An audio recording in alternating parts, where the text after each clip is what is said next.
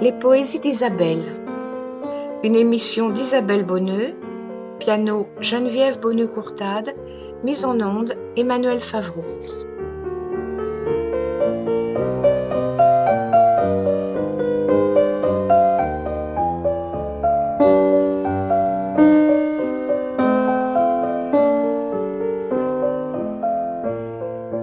Devinez le poète dont vous allez écouter les vers aujourd'hui.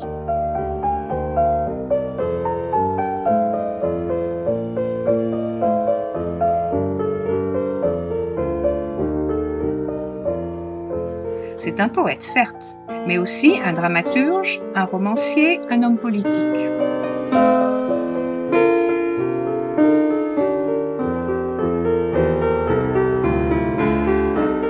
Bien sûr, vous avez deviné, c'est Victor Hugo dont il s'agit. Il couvre pratiquement tout le XIXe siècle et nous n'allons effleurer qu'à peine son œuvre à travers des extraits des textes épiques des châtiments, de la légende des siècles et dans les vers plus personnels du père et du grand-père.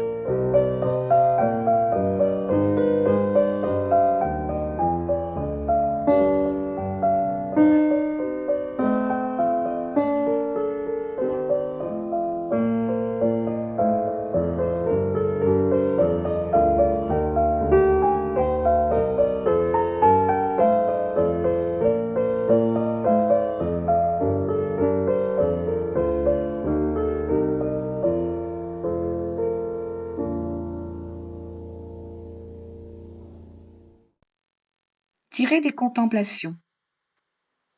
Elle était déchaussée, elle était décoiffée, assise les pieds nus, parmi les joncs penchants. Moi qui passais par là, je crus voir une fée, et je lui dis « Veux-tu t'en venir dans les champs ?» Elle me regarda de ce regard suprême qui reste à la beauté quand nous en triomphons. Et je lui dis « Veux-tu ? C'est le mois où l'on aime. Veux-tu nous en aller sous les arbres profonds ?» Elle essuya ses pieds à l'herbe de la rive, elle me regarda pour la seconde fois, et la belle folâtre alors devint pensive. Oh, comme les oiseaux chantaient au fond des bois, et comme l'eau caressait doucement le rivage, je vis venir à moi, dans les grands roseaux verts, la belle fille heureuse, effarée et sauvage, ses cheveux dans ses yeux, et riant au travers.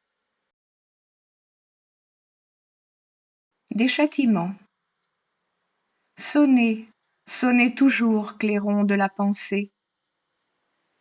Quand Josué rêveur, la tête aux cieux dressée, suivi des siens marchait, et prophète irrité sonnait de la trompette autour de la cité, au premier tour qu'il fit, le roi se mit à rire.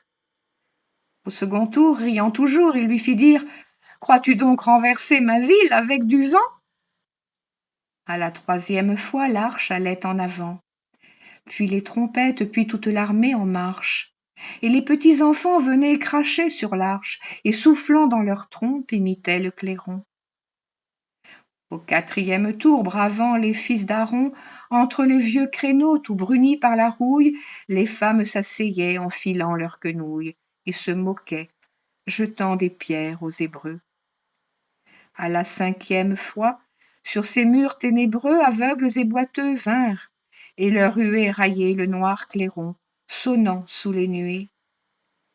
À la sixième fois, sur sa tour de granit, si haute qu'au sommet l'aigle faisait son nid, si dure que l'éclair l'eût en vain foudroyé, le roi revint, riant à gorge déployée, et cria « Les Hébreux sont bons musiciens !»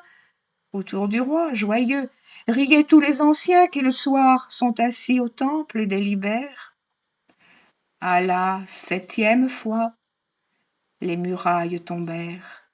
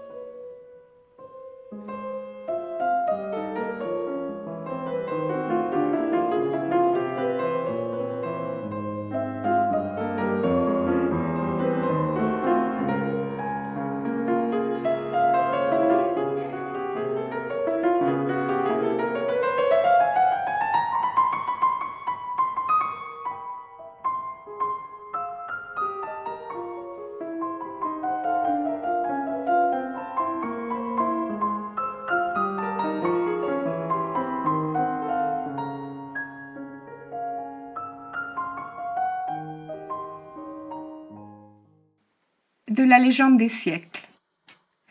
Bose s'était couché de fatigue accablé. Il avait tout le jour travaillé dans son air, puis avait fait son lit à sa place ordinaire. Bose dormait auprès des boisseaux pleins de blé. Ce vieillard possédait des champs de blé et d'orge. Il était, quoique riche, à la justice enclin. Il n'avait pas de fange en l'eau de son moulin. Il n'avait pas d'enfer dans le feu de sa forge. Sa barbe était d'argent comme un ruisseau d'avril. Sa gerbe n'était point avare ni haineuse. Quand il voyait passer quelque pauvre glaneuse, « Laissez tomber exprès des épis », disait-il. Cet homme marchait pur, loin des sentiers obliques, vêtu de probité candide et de lin blanc, et, toujours du côté des pauvres ruisselants, ses sacs de grains semblaient des fontaines publiques. Les femmes regardaient Bose plus qu'un jeune homme, car le jeune homme est beau, mais le vieillard est grand. Donc, Bose dans la nuit dormait parmi les siens.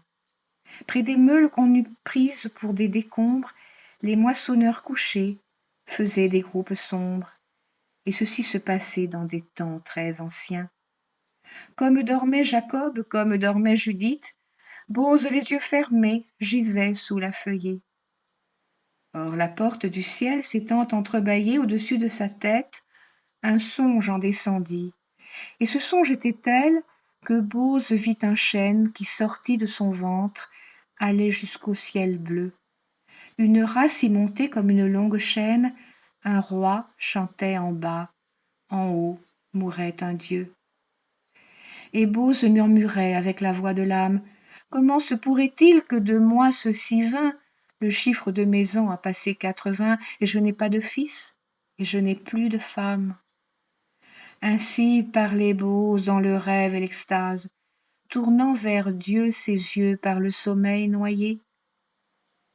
Le cèdre ne sent pas une rose à sa base, et lui ne sentait pas une femme à ses pieds. Pendant qu'il sommeillait, Ruth, une Moabite, s'était couchée aux pieds de Bose, le sein nu, espérant on ne sait quel rayon inconnu quand viendrait du réveil la lumière subite. Bose ne savait point qu'une femme était là, et Ruth ne savait point ce que Dieu voulait d'elle. Un frais parfum sortait des touffes d'asphodèle, les souffles de la nuit flottaient sur Galgala. Ruth songeait et Bose dormait, l'herbe était noire. Les grelots des troupeaux palpitaient vaguement, une immense bonté tombait du firmament. C'était l'heure tranquille où les lions vont boire. Tout reposait dans Ur et dans Jérimadais. Les astres émaillaient le ciel profond et sombre. Le croissant fin et clair parmi ces fleurs de l'ombre brillait à l'Occident. Et Ruth se demandait, immobile, ouvrant l'œil à moitié sous ses voiles, quel Dieu, quel moissonneur de l'éternel été avait, en s'en allant, négligemment jeté cette faucille d'or dans le champ des étoiles.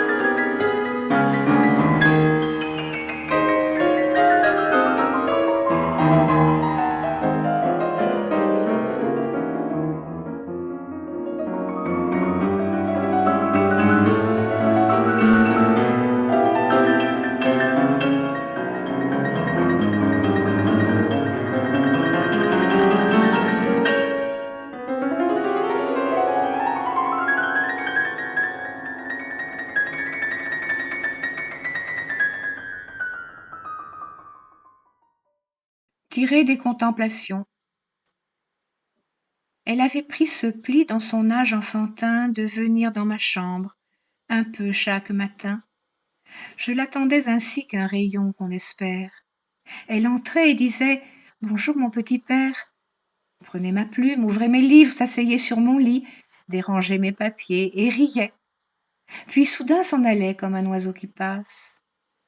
Alors je reprenais la tête un peu moins lasse, mon œuvre interrompue.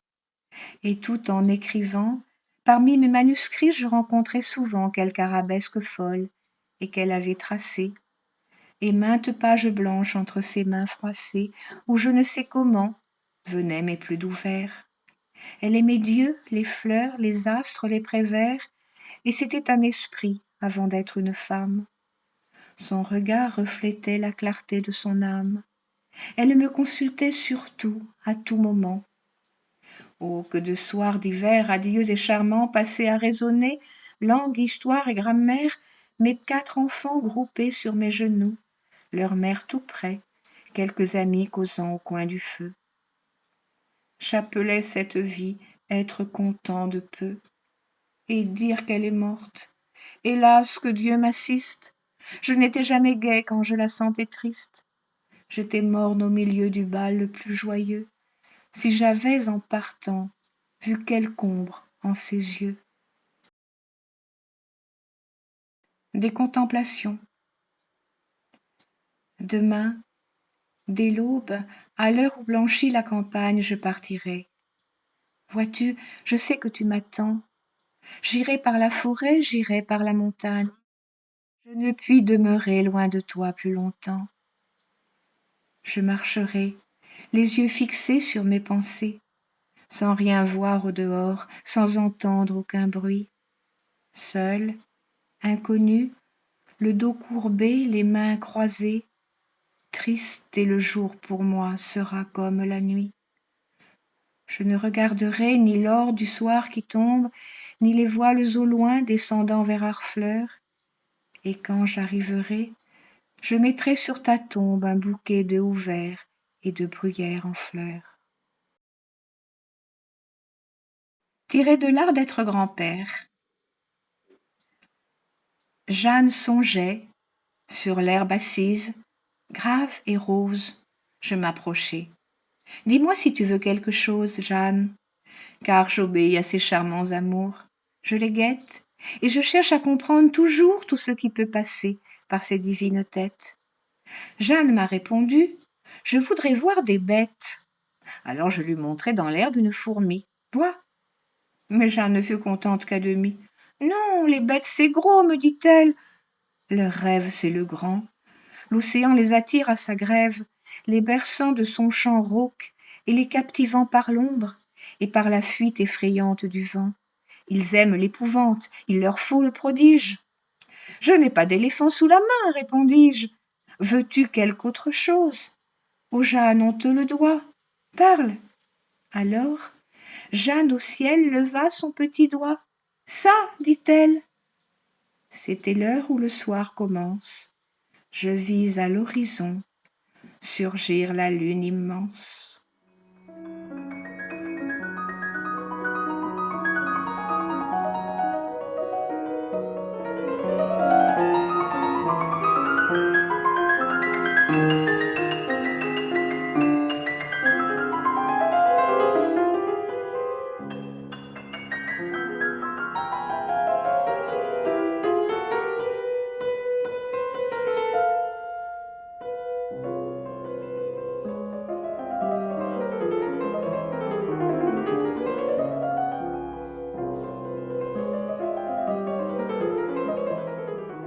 Ces quelques extraits du Victor Hugo épique, peur meurtrie par le décès de sa fille, grand-père attendri, vous donneront peut-être envie de vous pencher sur cette œuvre foisonnante. Je vous le souhaite.